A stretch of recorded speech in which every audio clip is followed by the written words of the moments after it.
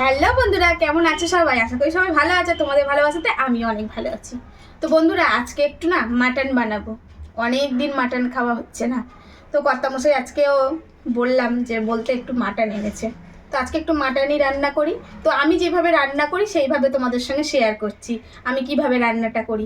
সবাই তো অনেক রকমের রান্না করে, অনেকভাবে রান্না করে। তো আমি যেভাবে রান্না করি তোমাদের সঙ্গে একটু শেয়ার করি, যদি তোমাদের কাজে লাগে।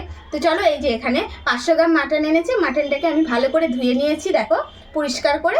আর আমি কিন্তু কোনো রকম ম্যারিনেট করে নিচ্ছি। চলো রান্নায় চলে যাই।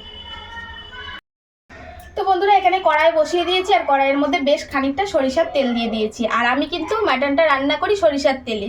তো এখন এই সরিষার তেলের মধ্যে আমি কিন্তু এরকম আলু কেটে নিয়েছি। তো আলুগুলো এখন একটু তেলের মধ্যে ভেজে নেব। আর মাংস মানেই, খাসির মাংসের ঝোল মানে একটু আলু না হলে কিন্তু হয় না। আমার তো আলু লাগে, তো আমাদের বাড়িতে সবাই আলু ভালোবাসে, তাই একটু আলু দিয়েছি। তো এখানে আলুগুলো একটু লাল লাল করে ভেজে নেব। তোমরা কে কে আলু দিয়ে মাংসের ঝোল খেতে ভালোবাসো সেটাও কিন্তু জানাতে ভুলো না।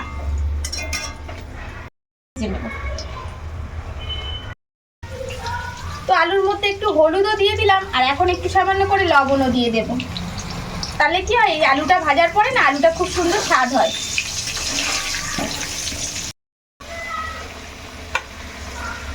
তো আলুটা বেশ লাল লাল করে ভাজা হয়ে গেছে, এখন আলুটা তুলে ফেলবো। তো আলুটা কিন্তু এইভাবে ভেজে মাংসতে দিলে মাংসটা কিন্তু খুব সুন্দর স্বাদ হয়। এখন কড়ার মধ্যে দিয়ে দিচ্ছি তেজপাতা, দিয়ে দেব একটু গোটা জিরে,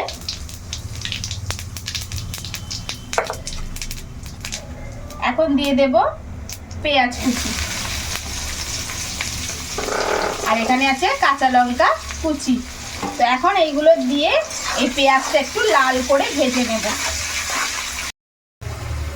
এখন দিয়ে দেব আদা রসুনের বাটাটা,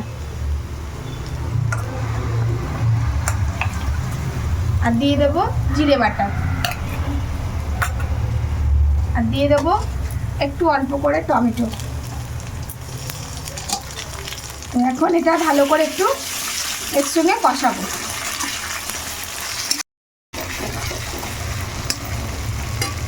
এখন দিয়ে দেব একটু টক দই। তো এখানে বড় টেবিল চামচের 2 চামচ মতো টক দই আছে।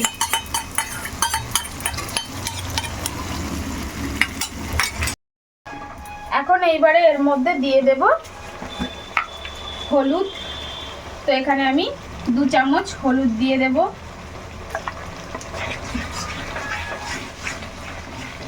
এখন দিয়ে দেব লঙ্কার গুঁড়ো। এখানে 2 চামচ লঙ্কার গুঁড়োও দিয়ে দেবো। তো এইবারে এটাকে বেশ ভালো করে কষাবো। তো বেশ অনেকটা কষানো হয়েই এসছে, তেল বার হয়ে গেছে। এখন দিয়ে দিচ্ছি লবণ। তো লবণটা কিন্তু একটু বুঝেই দিতে হবে। আমার তো এখানে মোটামুটি 500 মাংস, তো আমি 2 চামচ মতো লবণ দিলাম। এবার তোমরা একটু বুঝে চেক করে দিও। তো এই যে মশলাটাকে যত কষাবে তত কিন্তু স্বাদ হবে। তো মশলাটাকে আমি বেশ খানিকক্ষণ ধরে, আর মশলা যখন কষাবে গ্যাসটা কিন্তু জোরে দেবে না, মিডিয়াম টু লো আঁচে দিয়ে মশলাটা কষানোর চেষ্টা করবে। তাহলে কি হয়, সেই তরকারির বেশি স্বাদ হয়। খুব সুন্দর করে কষিয়ে নিয়েছি, দেখো একদম তেলগুলো বেশ বের হয়ে এসছে। তো এখন এই পর্যায়ে আমি মাংসটা ঢেলে দেব। এখন মাংসটা দিয়ে এখন কিন্তু গ্যাসটা একটু জোরে দিতে হবে। এখন মাংসটা একটু ভালো করে মিনিট 3 জোরে কষিয়ে নিতে হবে। তো প্রায় 20 মিনিটের মতন এটা ভালো করে একদম আস্তে ধীরে কষিয়ে নিয়েছি। তো কষানোতেই মোটামুটি 70% সিদ্ধ হয়ে গেছে। তো এখন এর মধ্যে আমি দিয়ে দেব গরম জল, আর আমি কিন্তু গরম জলটাই ব্যবহার করি। আর গরম জলটা দিলে চট করে সিদ্ধও যেমন হয়ে যায়, মাংসের তরকারি কিন্তু স্বাদটাও খুব সুন্দর হয়। তো এখানে পরিমাণ মতন গরম জল দিয়ে দিলাম। তো এখন এটা সিদ্ধ হতে বসিয়ে রাখবো। এটা ঢেকে দেবো কিন্তু। তো প্রায় 40 মিনিট পরে এখন খুলছি।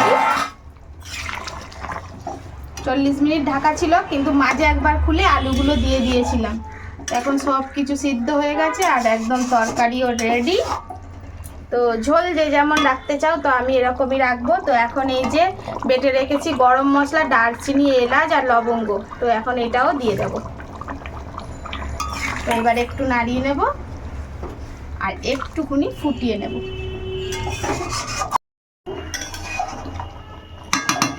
একদম রেডি। এখন গ্যাসটা বন্ধ করে দেব।